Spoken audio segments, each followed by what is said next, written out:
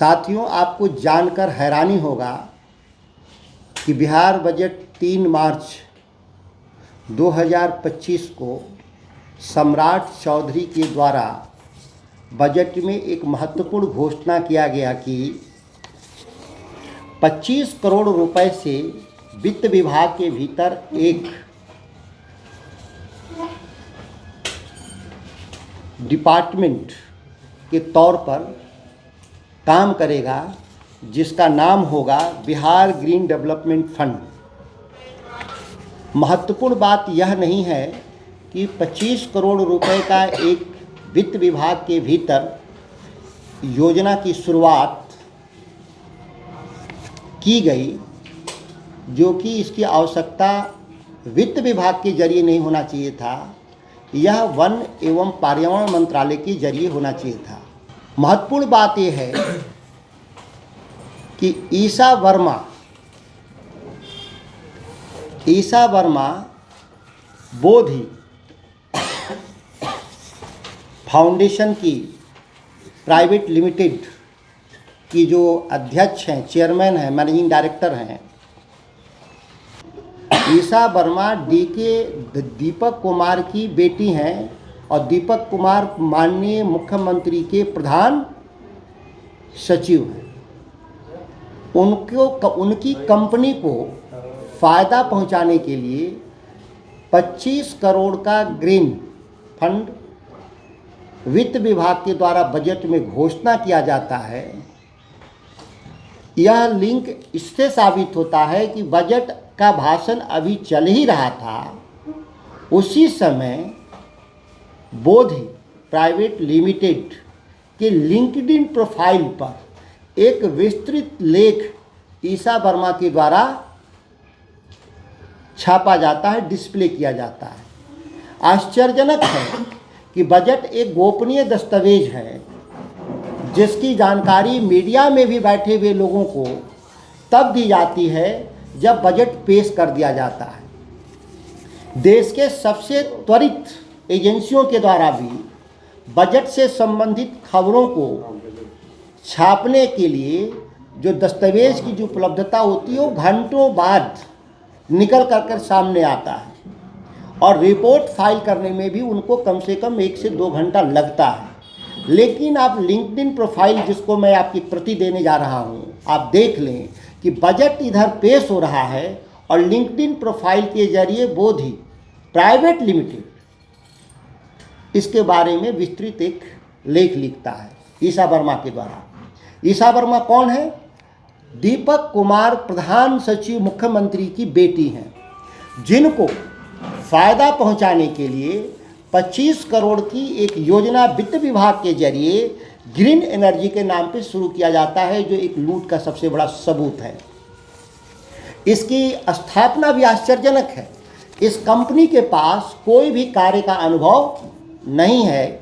इस तरह के मामले में इसकी स्थापना की जाती है 17 दिसंबर 2024 को, मतलब आज से 2.5 महीना पहले इस कंपनी को रजिस्टर्ड किया जाता है।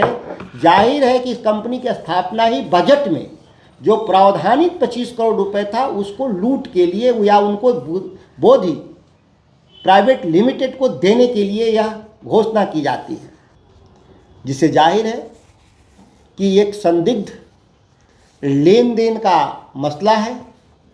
जो कहा जाता है बिहार में डी के टैक्स की वसूली अभी गोपनीय तरीके से हो रहा था, पीठ पीछे हो रहा था, अब तो बिहार सरकार के खजाने में सीधे सीधे खुल्लम खुल्ला सेंध लगा रहे हैं लोग।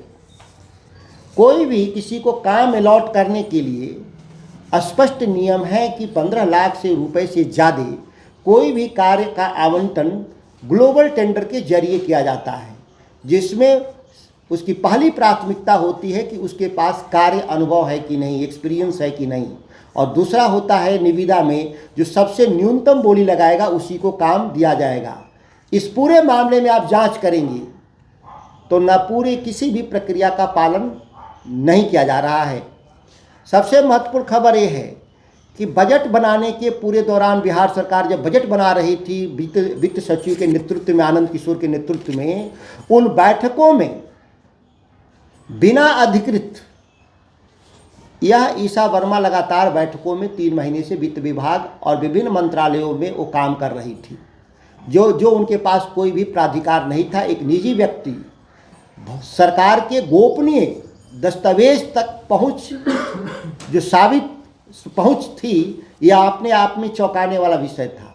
मतलब बिहार का बजट कोई गोपनीय नहीं था। बजट को लूट के हिसाब से तैयार करने के लिए ईशा वर्मा, जो दीपक कुमार की बेटी हैं, जो बिहार के मुख्यमंत्री के प्रधान सचिव हैं, नेतृत्व में इस तरह से खुल्लम खुल्ला किया गया, यह भारी जांच का विषय है। मैं माननीय प्रधानमंत्री और इस राज्य के राज्यपाल से आर्थिक जांच इकाई से जांच करने का अनुरोध करते हैं। इतना ही नहीं, जांच होने तक दोनों को पदमुक्त करें, नहीं इससे जाहिर होगा कि नीतीश कुमार के नेतृत्व में यह काम, भ्रष्टाचार का काम, अनियमितता का काम किया जा रहा है। अगर दीपक कुमार पर और आनंद किशोर पर अगर कोई कार्रवाई नहीं की जाती है, इससे जाहिर है कि नीतीश कुमार की संलिप्तता मानी जाएगी। नहीं अपने को ईमानदार साबित करना चाहते हैं, तत्काल प्रभाव से दोनों को मुक्त करने का काम करेंगे। यह सरकार के मंत्रालय में, सचिवालय में एक अवैध तरीके से घुसपैठिया के तौर पे ईशा वर्मा का प्रवेश कराया जाता है।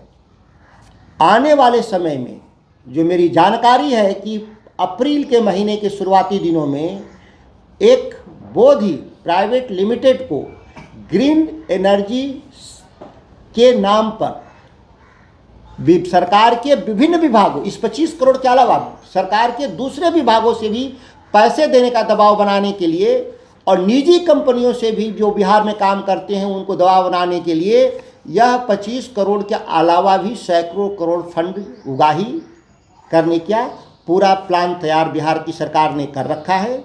यह जो मैं आरोप लगाया, सरकार मानहानि का हमारे पर केस करे। अगर जो मैं गलत बोल रहा हूँ तो बिहार सरकार को मैं चुनौती देता हूँ कि वो मेरे पर मानहानि का केस करे।